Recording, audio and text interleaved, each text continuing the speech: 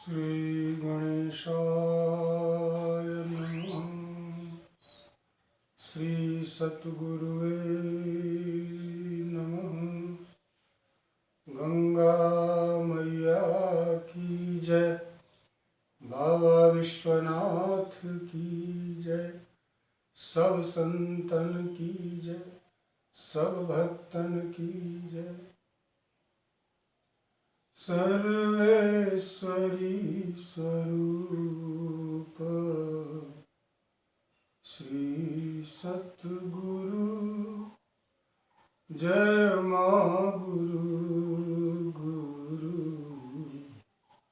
जय माँ गुरु। सर्वेश्वरी स्वरूप श्री सतगुरु जय माँ गुरु गुरु जय माँ गुरु जय माँ गुरु गुरु जय माँ गुरु। आज मध्य निषेध पर हम चर्चा करेंगे। सर्वांतर्यामी सद्गुरु श्री सर्वेश्वरी स्वरूप सद्गुरु पिता परमात्मा आप का प्राकट्य इस धराधाम के लिए अनेक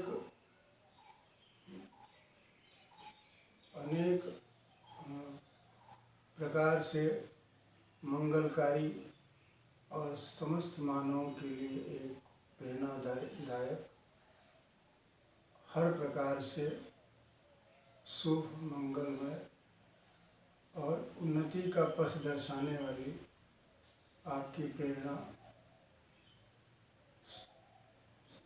समग्र मानवता के कल्याण के लिए एक महाऔषधि के समान हुई। बहुत से लोगों का नशा में जो लिप्त रहते थे, मादक द्रव्यों में, मादक पदार्थों में, आपके दर्शन मात्र से, आपके उपदेश से बहुत से लोगों का जीवन बिल्कुल बदल गया।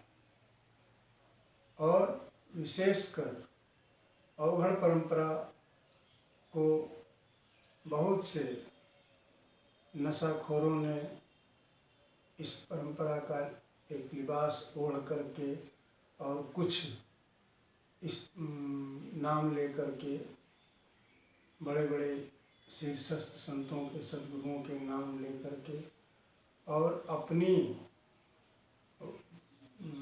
नशाखोरी के लिए उसका दुरुपयोग करने लगे थे और समाज में एक प्रकार की विकृति फैलती जा रही थी। ऐसे में आपका मार्गदर्शन और आपका संयम भरा उपदेश हम सभी मानवों के लिए अत्यंत कल्याणकारी सिद्ध हुआ। और जो काम कोई भी सरकार दुनिया की किसी भी देश की जो नहीं कर सकती, जिनके वचनों का उतना समाज पर असर नहीं पड़ेगा, वह सर्वेश्वरी सद्गुरु सरकार के श्री वचनों से बहुत ही एकाएक उसका तीक्ष्ण प्रभाव पड़ा और हमारे समाज की एक बहुत बड़ी कुरीति, एक विकृति से इस देश को, इस समाज को बहुत लाभ मिला और भविष्य के लिए भी एक अच्छी आधारशिला बनी। वास्तव में जो गुरु नानक जी ने जैसे कहा कि नाम खुमारी नानका चढ़ी रहे दिन रैन, ठीक उसी प्रकार से उन्हीं भाव के आधार पर, उन्हीं भावनाओं के विस्तार में आपने गुप्त या प्रकट जो भी संदेश आपने दृष्टि से या आपने वाणी से या आपने साहित्य के माध्यम से, आपका जो समाज में यह एक विचारधारा समाज के सामने आई, इसका बहुत बड़ा असर पड़ा और बहुत से परिवार उजड़ने से बच गए। वास्तव में नशा तो परमात्मा के प्रेम का ही नशा ऐसा होता है कि उस नशा की अनुभूति हो जाने पर जीव का अंतर्मन बहुत जागृत हो जाता है और उसको अपार खुशियाँ और आनंद प्राप्त होती हैं। वास्तव में नशा का यही वास्तव में नशा है। और इसी नशा का सेवन संतों ने किया था समय काल से, और उसका समाज ने, उसको लोगों ने, अपनाने वालों ने उसको गलत रूप में अपनाया।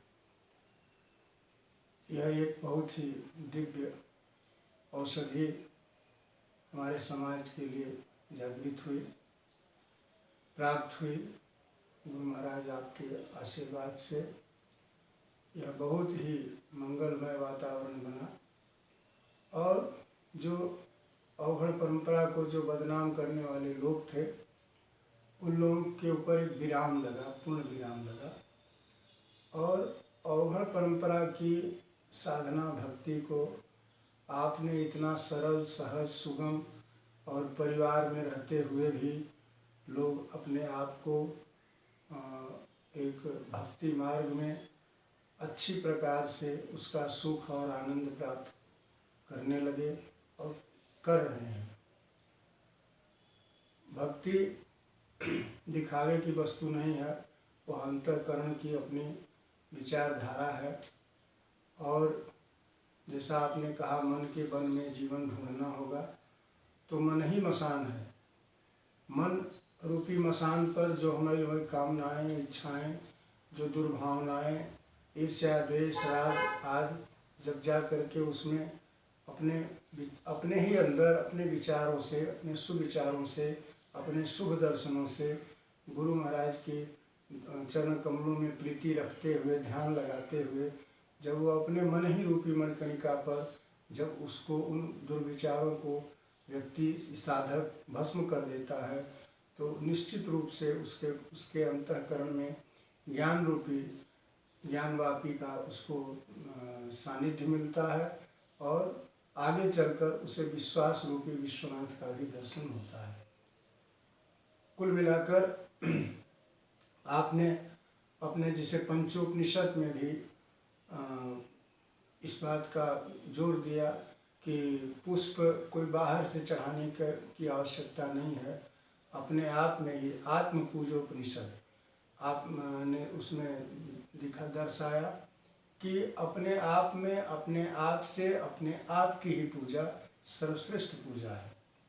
वास्तव में पूजा अत्यंत प्रीतिपूर्वक परमात्मा के प्रति किया गया पूर्ण समर्पण ही पूजा है।